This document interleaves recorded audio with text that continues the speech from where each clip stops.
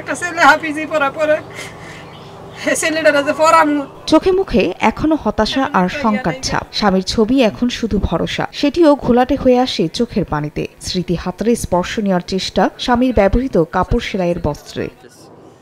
জুলাই আন্দোলনের সময় নরসিংদীর শেখেরচর এলাকায় আইনশৃঙ্খলা রক্ষা বাহিনীর নৃশংসতার কাছে হার মানে আনোয়ার। পরিবারের একমাত্র উপার্জনক্ষম ব্যক্তি আনোয়ার আলীকে হারিয়ে 3 সন্তান নিয়ে এখন কেমন আছেন রুবিনা বেগম। যারা মারছে হারার বিচার চাই, একটু সাহায্য সহায়তা চাই, যাতে আমার ছেলেটারে পড়াইতারি আর আমার সংসারটা আমি ছেলে মিলে একটু চলতারি। আমি খুবই গরিব মানুষ।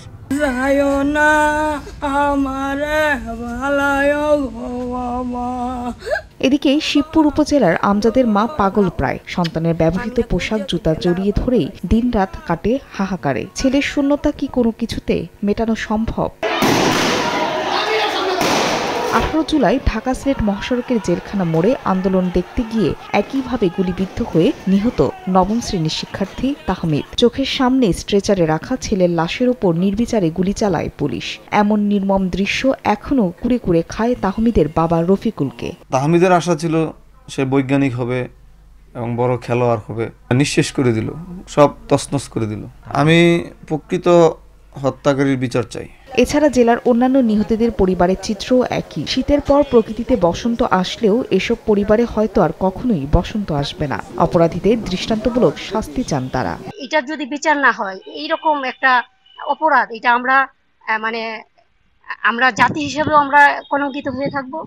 এটা আমরা পৃথিবীর বুকে আমরা কখনোই ক্ষমা পাবো না। হত্যাকাণ্ডের মামলাগুলোর তদন্ত চলমান রয়েছে বলে জানায় প্রশাসন। তো যথারীতি মামলা রেকর্ড হয়েছে, মামলার তদন্তকারী কর্মকর্তা নিয়োগ দেওয়া হয়েছে এবং আমাদের সিনিয়র অফিসাররা সেই মামলাগুলি সুপারভাইজ করছে। সরকার যেহেতু এই উদ্যোগটা নিয়েছে শহীদ এবং আহতদের তালিকা প্রস্তুতির, সরকার আশা করা যায় তা নিশ্চয়ই কোনো পরিকল্পনা গ্রহণ করছে। সেই পরিকল্পনা বাস্তবায়ন হলে আপনারা অচিরেই জানতে পারবেন। সারা দেশের মতো ছাত্র জনতার আন্দোলনের সময় নরসিংদী ছিল বেশ উত্তাল। জেলার 22 জন নিহত ছাড়াও এখন পর্যন্ত প্রায় 300 আহতকে তালিকাভুক্ত করা হয়েছে। সময় সংবাদ, নরসিংদী।